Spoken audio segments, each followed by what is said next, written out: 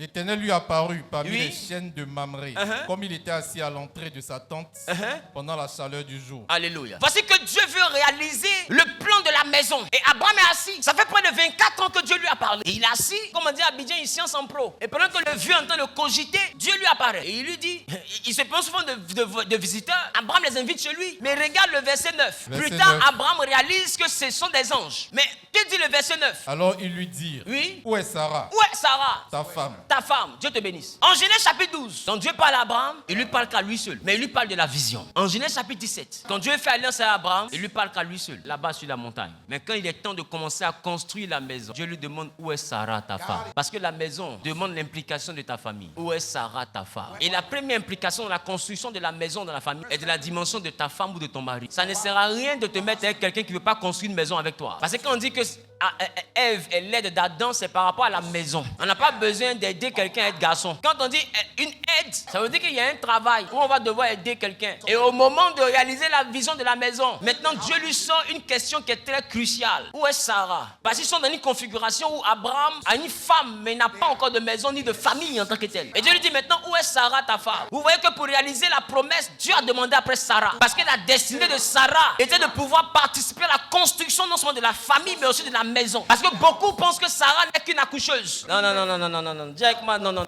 Dis avec moi, ces deux choses seront allégoriques. On va lire ça tout à l'heure. Galates chapitre 4, le verset 24. La Bible dit, ces choses sont allégoriques. Ces femmes sont deux alliances. L'une du mont Sinaï, enfantant pour la servitude, c'est Agar. Car Agar, c'est le mont Sinaï en Arabie. Et elle correspond à la Jérusalem actuelle, qui est dans la servitude. Donne-moi un amen bien. À partir du verset 25, il dit qu'Agar, c'est le mont Sinaï, c'est à Jérusalem, etc. Mais la Jérusalem d'en haut est libre. C'est notre mère. Parlant de Sarah. Donc Sarah n'est pas qu'une femme. Sarah est une alliance. Donc vous voyez que dans la construction de la vision d'Abraham, il y a l'alliance avec Sarah. Donc Dieu n'a pas calculé seulement qu'Abraham. Sarah est un élément important dans ce que Dieu voulait faire avec Abraham. Tu penses que c'est pour rien que tu veux des garçons mais tu n'as que des filles? Parce que dans le plan de Dieu, ces filles-là sont importantes pour construire la maison. Dieu ne donne pas des enfants par hasard. Il donne des enfants parce que chaque enfant a une destinée utile pour construire la vision de la maison. Voilà pourquoi ce que tu veux mettre au monde, c'est pas ce qui vient. Parce que Dieu donne à chaque père et mère des enfants qui vont constituer une famille qui peut accomplir la maison. Donc quand tu regardes tes enfants, il faut comprendre que si tu ne pries pas pour avoir la vision de la maison, tes enfants vont aller chercher travail dans la maison d'autrui et ils seront soumis à des salaires.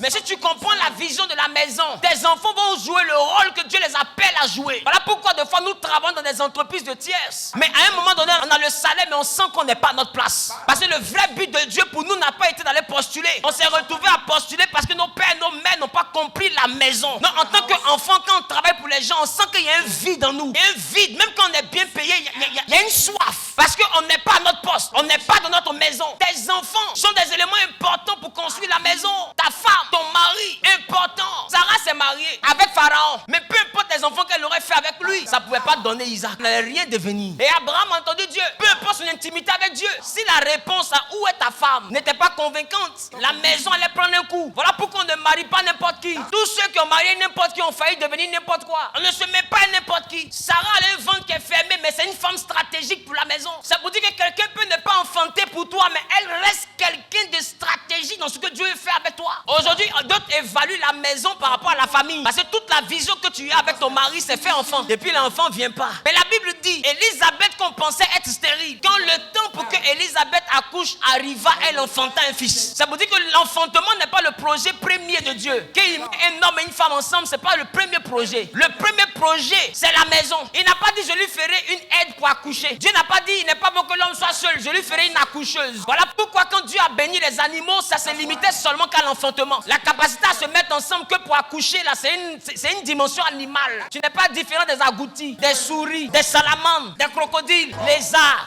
panthères, mangoustes.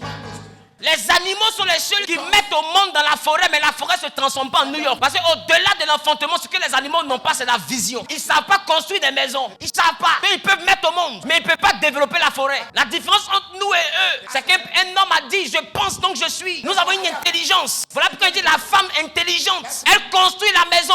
Donc la maison est différente de la famille. Parce que les souris ont leur famille, mais n'ont pas maison. Voilà pourquoi elles dorment dans nos maisons. Quand tu n'as pas maison, tu as dormi dans la maison des autres. Avec tes enfants. Tu vas frapper la porte des maisons d'autrui. La preuve, tes enfants sont couchés dans ton entrée, couchés là. Tu ne sais même pas comment les nourrir. Tu es obligé d'aller faire j'ai l'honneur, j'ai l'honneur, j'ai l'honneur. Depuis on ne t'embauche pas, tu ne fais que paniquer parce que ton grenier se vide.